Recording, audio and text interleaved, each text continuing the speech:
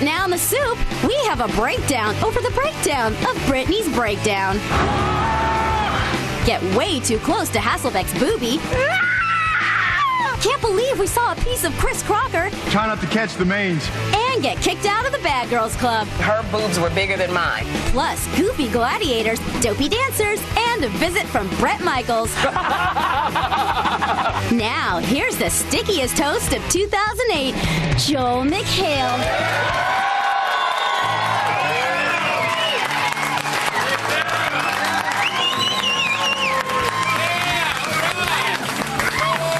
Welcome to the soup, performed for the sick, by the sick. I have the play. You couldn't let your sister have the spotlight for 5 minutes, could you? That's right. As I'm sure you know, Britney Spears is still hard at work in her ongoing mission to explore new frontiers in both personal bottoms and Mercedes-Benz lease mileage agreements. While other shows have told you what happened, only The Soup has the exclusive footage as shot by Hollywood.tv, then picked up by E.T. and The Insider, then shown on Good Morning America and Court TV before being broadcast by Al Jazeera, SportsCenter, and United Airlines in-flight viewing, and then relayed through Yo Gabba Gabba to American Gladiators, which was watched on a TV at the Stardust Lounge in North Hollywood, where I was on the scene with my pal Johnny Walker and his brothers Blackie and Red. Okay, just in case you've been in a coma or trying to win the New Hampshire primary, Britney Spears engaged in a 3-hour standoff with police last week after refusing to hand over her children to K-Fed.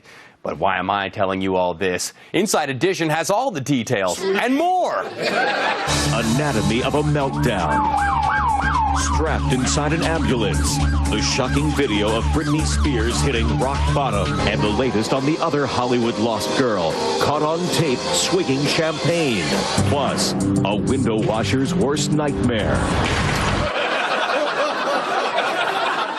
So remember, kids, you don't have to be Britney Spears to be spiraling out of control and headed for something catastrophic. Of course, reporters weren't allowed in the psych ward, but Access Hollywood wasn't about to go at it alone. They found someone who hasn't seen Britney since she was 6. Now we spoke to Britney's former Louisiana-based dance teacher, who thinks the visitation suspension is the best thing for the family. She ain't kicking her legs high enough. And if she's going to chew gum, she better have enough for the whole class. Okay, we doctored that. But clearly more expert help was needed. Enter Dr. Phil, who went to visit Britney. A good thing it wasn't a few months earlier. They would have been caught wearing the same hairdo. How embarrassing. Some say Dr. Phil was exploiting the situation by giving interviews. That is one skanky-looking Cocor. Oh. And they were right, but Billy Bush had sympathy for him. He was supposed to tape a show today about Britney, but has canceled those plans, claiming the situation is just too intense. Billy?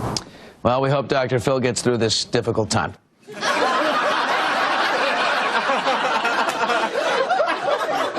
Shut up. Anyway, as you know, Britney wanted no part of Dr. Phil's offer to help, which, at least to me, proves beyond a reasonable doubt that she is, in fact, sane. So since she was all better, she left the hospital. But why am I telling you all this? Inside Edition has all the details and more. Britney left Cedars-Sinai Medical Center early Saturday morning. She avoided photographers by escaping through an underground tunnel.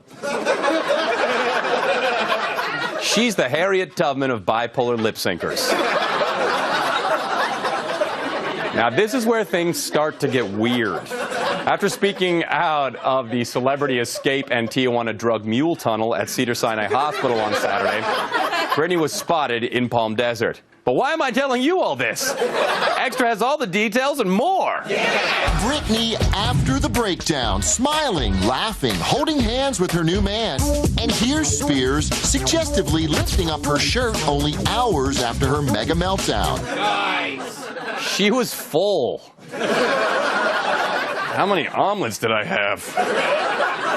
Put all that wonderful whipped cream goodness on top of this. Waffles. Monday night, while continuing her Forrest Gump-like drive to nowhere, she got a flat tire and continued to drive on the flat without her lights on for several miles, never calling for help.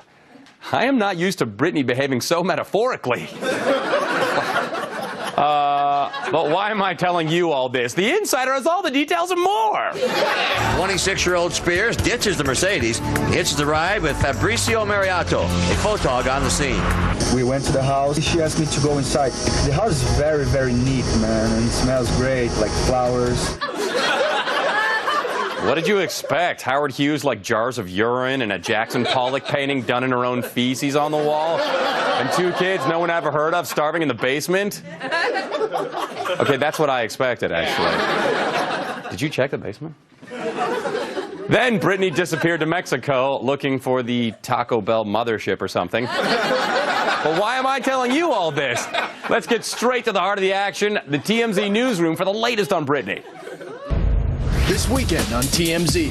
The Britney Spears story turns tragic. This woman is in dire trouble. It is really, really serious. Then maybe we should think about not exploiting her pain just this once.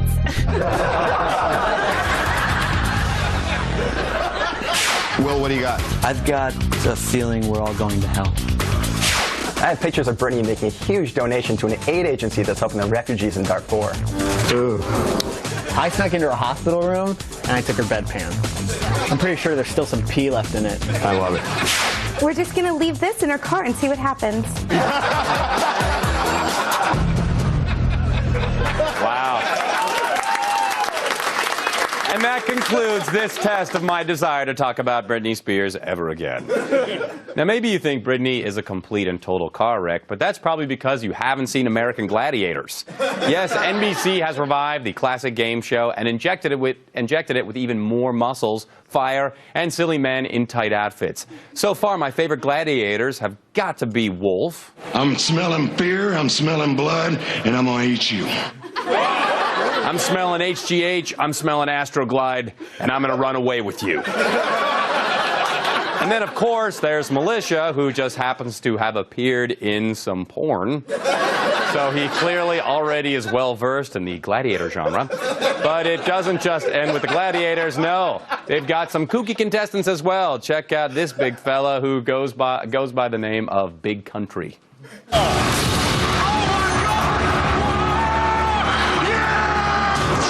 Fast, so I was just thinking back to childhood, you know, when I get in trouble, my mom would chase me with the belt, so I was just trying to get up the tree like I did when I was a kid, and so that's all I could do. Shoot. I'd run up that tree and Mom would be hollering something fierce down below. Sometimes I'd stay up there all night until Mama passed out from the moonshine. Of course, then I'd have to pick her up out of her own sick and put her to bed. Sometimes there'd be blood in her sick, but... What was the question? Did I win something?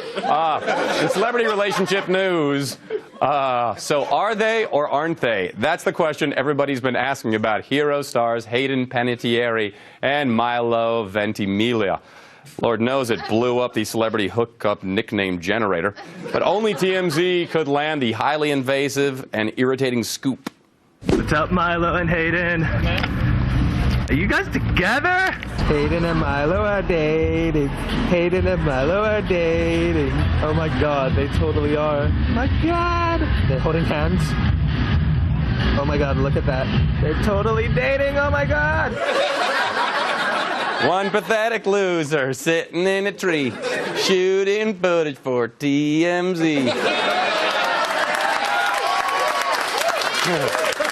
First comes obesity, then comes depression. All right. In political news. Political news? Did someone on MSNBC make an inadvertent crotch reference? Right now, the latest MSNBC McClatchy poll of Iowa Democrats shows Hillary Clinton and Barack Obama in a statistical dead heat. I find a little talcum powder helps with that. That type of stuff's been happening in politics since the Boston Teabag Party. She talks like me. In TV news, the People's Choice Awards were on this week. Thanks for nothing, people. Rather than the usual live show with an audience of nominees, host Queen Latifah stood alone on a soundstage and announced clips of the winners accepting their awards. Man, that sounds depressing. Right. Despite being forced to live as a basic cable host for the night, she really tried hard to sell it. Welcome back to the People's Choice Awards. How's that? Apparently you all like a little crime and punishment and people playing doctor. You can't stop the beat but I cast the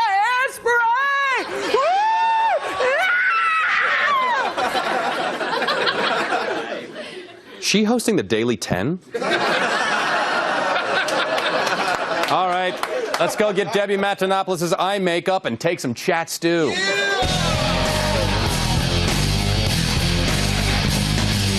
So meaty.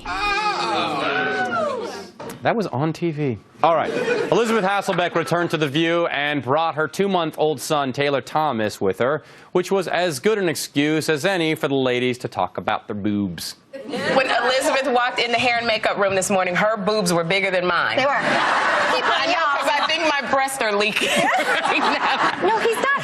He does something sometimes that's a little scary, I'm not going to lie. You know, one time he'll kind of like, this is my boob, okay? And this is him. And he'll go, You see, I told you weren't supposed to bite. But as you can see on Access Hollywood, no one was more excited and creepy about meeting the baby than Sherry Shepherd. To have Taylor on my boobie, it was just like, oh, this feels so good, so right. Doesn't matter whose womb that baby came from. If he's on my boobie, he's mine. And someday, an angel's going to take us away from this horrible flat world we live in to a magical round planet where we can be together forever. For those of you who like Dancing with the Stars but found it a little too controversial, wait until you see this publicity stunt Bruno and Carrie Ann pulled off for their new show, Dance War. They interviewed each other on Good Morning America, but that's not all. They played word association games. Good morning. Welcome to Bruno and Carrie Ann. Your weaknesses, you're too good. Think about that. What do you wish you could change about me? No, if I would change anything, I would handicap you. What do you have that I have not? I know. Yeah, you've got 2 things that I don't have, and I have 1 thing you don't have. Will there be any fly girl costumes? Mass seduction. Marilyn Monroe. Marie Osmond.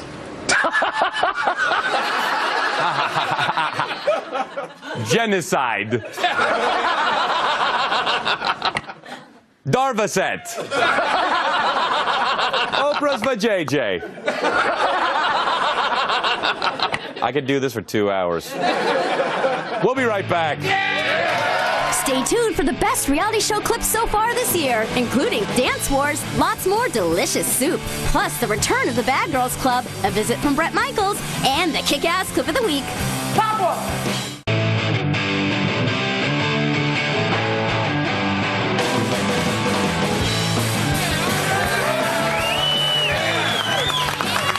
Welcome back.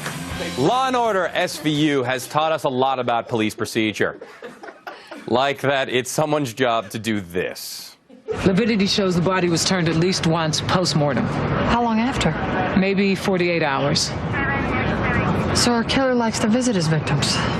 My team's looking for sperm clusters and foliage smears. Foliage smears? What won't those New Yorkers put on a bagel? And do you need a team? Hey, it's reality show clip time! On Wife Swap, we got to meet the family of a pampered beauty queen for whom it is literally Christmas every day of the year. Let's meet her, shall we? In school, my nickname is Blondie. I don't know where it comes from. Just joking, my hair.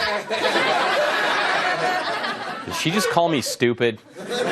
Thanks for telling me you were joking. This week on Crown, the mother-daughter teams learned that there are 6 different kinds of smiles. And Brenda and Heather thought they had a leg up on the interview smile.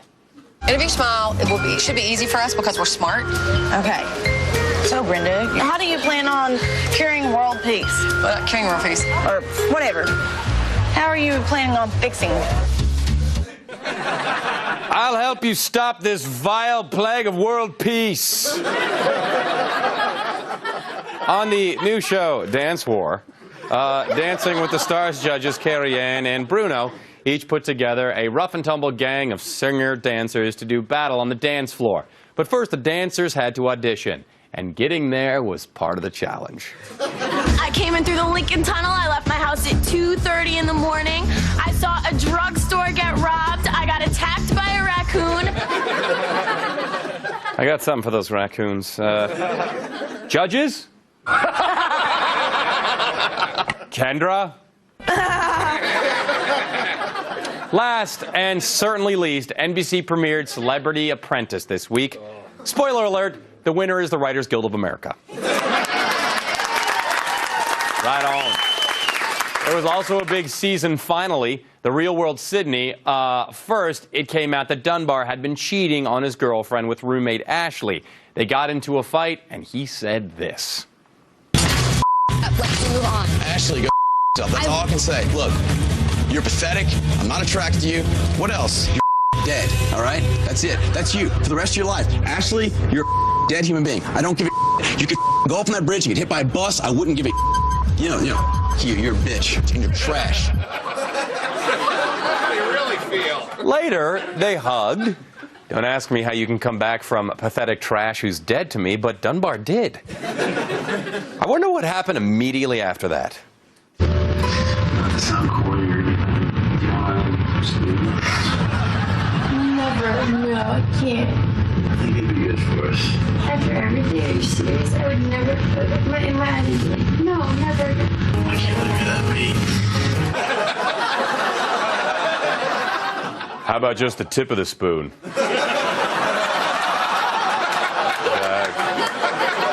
Cool. Nice. But let's have Isaac sum it up. Dunbar feels some remorse for Julie, but I think the main reason that he's upset is because he's screwed. By the way, when Isaac packed, he made sure the leftover booze didn't go to waste. Sweet. And that's just his carry-on. Let's say goodbye to our favorite real-world character of all time. Eloquent and travels in style. You will be missed, Isaac.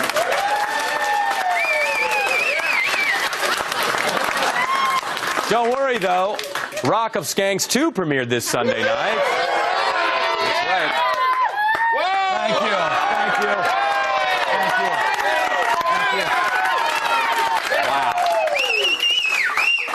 Mikhail, I've had enough of your crap. I just want to say this, I'm not acting from this script that you've given me. You're doing great. I know you're a fantastic actor, and I just want you to say to chill on all the hot, beautiful women that are on my show. They are wonderful human beings. All right, well, look. It's Brett Michaels, everybody, but you may remember his show. It's called Rock of Venereal Diseases. And Joel, you're a kind man. You do not. The women you select are not necessarily the most intelligent or the brightest people in the world. That's not true. They are. I scour this country, I'm not kidding, looking for the most sincere, intelligent, am I supposed to be looking at that camera? Not staring. The most sincere, intelligent, integral women. Like who? Oh, I don't know, former Secretary of State Madeleine Albright. She's on the show? She is. Feminist icon, Gloria Steinem. Wow. Former U.S. Senator Carol Moseley Braun. Wow. And, of course, my lovely Dame Judi Dench. You stay away from my Judykins, Michaels. She is mine. Wait. First of all, did you just say Judykins? Yeah. You don't know her, dude, because I know her. And let me tell you, you don't want to watch the Vegas hot tub episode of my show with me and Dame Judi Dench. What will it take for you to leave my Judy alone? Well, let me look at the script and I will tell you immediately. All right, I'll tell you. You can introduce me to that lovely brunette who walks around in that bikini top on this beautiful show. Spoken for, bro.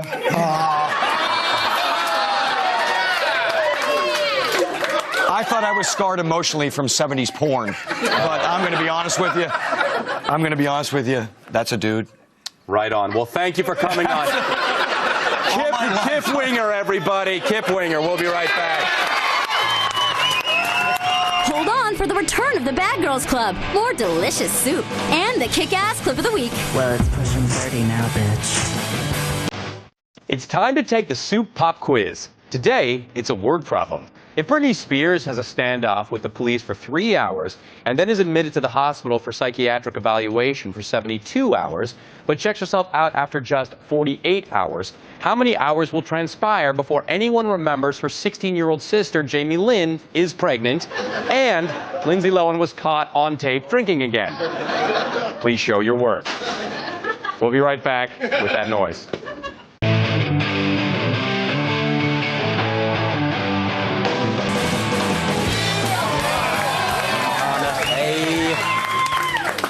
Welcome back. In a stunning turn of events, the bad girls on the Bad Girls Club got into a massive fight. Pop off. Because I'm making it my business. That's why. That's how. Because you're making it your business? That's so illogical. Pop off. Pop off. What? I'm just... Pop off. You know what? Pop off. See, this is Pop rude. off. This is Pop rude. off. Pop off. What are you going to do about it? Pop off. Yeah, because... Pop off. You know what? Yeah, you win because you're so much louder than me. Yo, I told you, don't talk to me like that, son. Don't talk to me like that. Because she's mad rude, son. She's mad rude, son. She's mad rude, son. She's mad rude, son. Don't disrespect me. I don't care. Don't disrespect me. You hear me? I don't care. Don't disrespect me. Don't disrespect me. Pop off, son. That doesn't make any sense. Pop off. Don't you ever imply that I don't understand the Iowa caucus system. Pop off. Pop off. Pop off. Now you're disrespecting me. All right. It's time for our clip of the week. Pop off. You know how your herpes goes away for a long time and then just flares up out of nowhere? Anyway, Chris, leave Britney alone Crocker made his own version of Brit's new single, Piece of Me. 15 minutes of fame, huh? Oh, yeah. Well, it's pushing 30 now, bitch. This is lifestyles of the rich and famous. This is, oh my god, that Chris is shameless. This is most likely to get on the TV for stripping on the street. What? Oh yeah, you want a piece of me? A piece of me.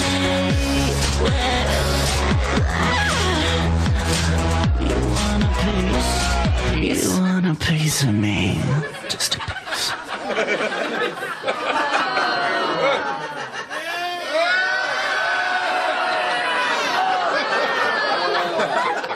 That song is great no matter who's lip-syncing it. Yeah. And how does he have a bigger budget for videos than we do? Anyway, welcome to the world, little Eloise Farber. This is what you have to look forward to. We'll see you next week.